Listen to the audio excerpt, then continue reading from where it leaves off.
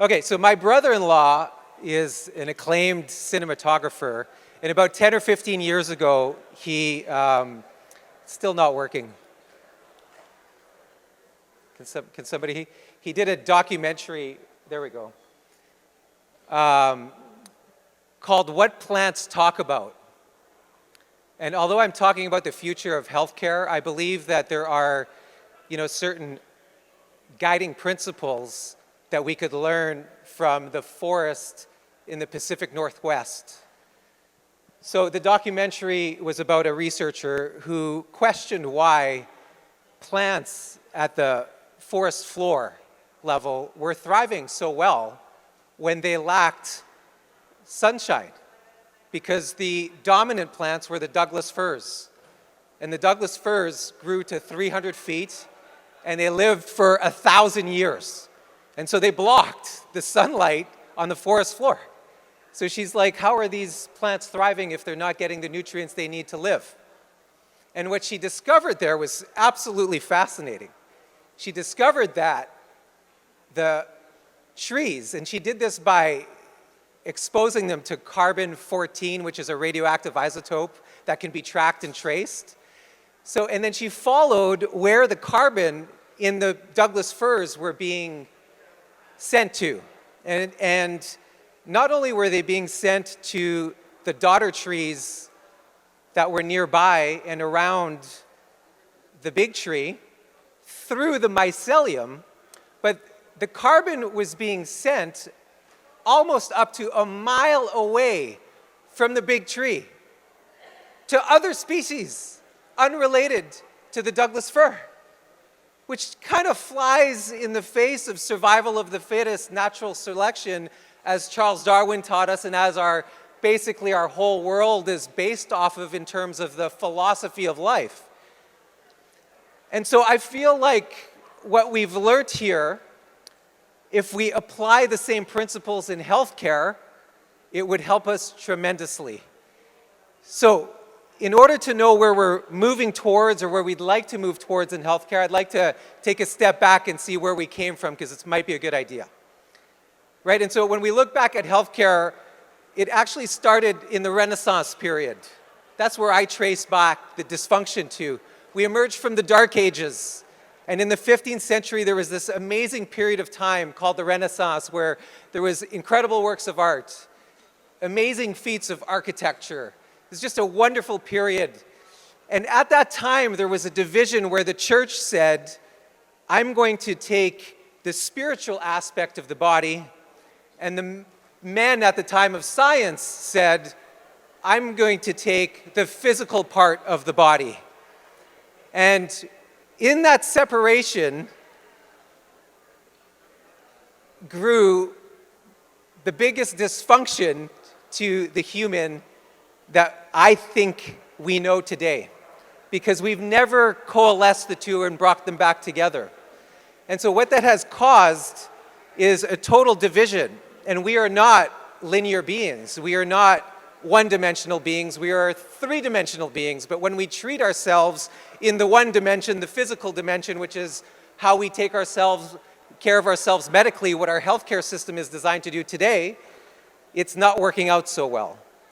Does that make sense? As a matter of fact, in 1910, the Carnegie Foundation, along with the Rockefellers, issued what's called the Flexner Report, and that was really the serious, hardcore homogenization of quote-unquote scientific medicine, where anything with the idea of spirituality, whether it would be in chiropractic, I'm a chiropractor, or homeopathy or acupuncture, anything that deals with subtle energies was not only opposed, there were literally attempted assassinations of whole professions, and mine as a chiropractor was one of those.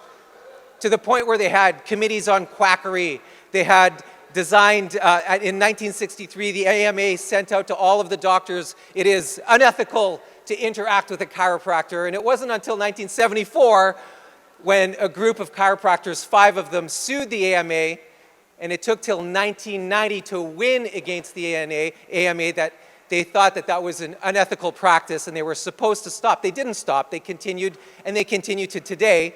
And ironically, and this is the amazing irony of it all, Western medicine has become the largest religion on the planet today. Because and we've seen that over the last couple of years, haven't we? That all other religions have bowed down to lockdowns, to masking, to vaccinations. Yet they were the ones who said that religion is bad, spirituality is wrong, yet we're now bowing down to the altar of medicine today. So no matter how technologically advanced it gets, the big push now is to collect and suck everyone's data, to be able to quote unquote give you better care. No matter how the AI integrates into medicine to improve the algorithms and decrease the amount of mistakes that are made, there's a fatal flaw in the absolute underlying philosophy of our healthcare system, and that fatal flaw is that it is one-dimensional. And we are not one-dimensional beings. We are three-dimensional beings.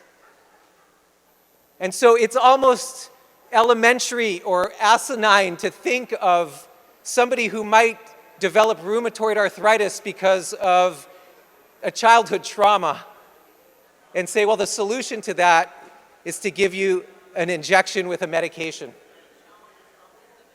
It doesn't make any sense. It doesn't make sense to think that somebody who has a blood pressure that might be elevated,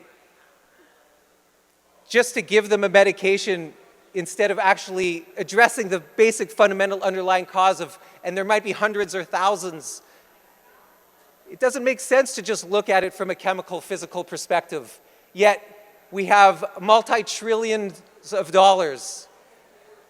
And a lot of people, even in this room and people watching online, who are so indoctrinated into this program that as soon as we get a symptom or an ill or something that's wrong, immediately we think, oh, well, I should take something for this isn't right, instead of understanding that, well, maybe I need to look at myself holistically to say, what is this symptom instructing me? What do I have to learn from this? This is an opportunity for growth. I might have to heal. Right? So I believe that the new healthcare must, or I suggest strongly, that it looks at the being as a three-dimensional person, mind, body, and spirit. And so the first aspect is to look at the three-dimensional being. This is an example of a brain on SPECT imagery. And the image on your right-hand side is an adult who had a traumatic experience as a child, not a physical trauma, but an emotional trauma as a child. Yet at 40 years old, we're seeing decreased blood flow in areas of their brain similar to a traumatic brain injury from somebody who had a concussive force. Now, left uncorrected, this can progress to Alzheimer's, multiple sclerosis, and a host of other neurodegenerative disease because we're witnessing before our eyes the degeneration of the brain. Now, as a chiropractor, I know people think chiropractors deal with back pain and neck pain. That is not at all what we do. We focus primarily on the nerve system, and we integrate the nerve system with the body physically and the outside world. So literally, when we give an adjustment, the purpose of that adjustment is to connect the physical being with the spiritual being, and that happens through the nerve system. Yet if the nerve system is degenerating, the likelihood of full integration happening is next to impossible. The likelihood of holistic health happening in this person is next to impossible because their brain is not interacting or integrating with the internal environment and the external environment. Does that make sense? And so does it make sense then to give somebody just medications for them so they can deal with their anxiety or their depression with an anxiolytic or an antidepressant or an antipsychotic possibly? To me, that's insane, right? And so the future of healthcare will look and say, well, how do we take this brain and move it towards here? Because this is the person's brain about a year or 14 months later, right? Where they can heal and your brain could physically change and morph if you heal the childhood trauma, if you integrate your nerve system, if you deal with the whole aspect of the being. And so the first step in addressing your health is to see what is the connection like between my physical body, between my emotional body, between my mind, and between my spiritual self.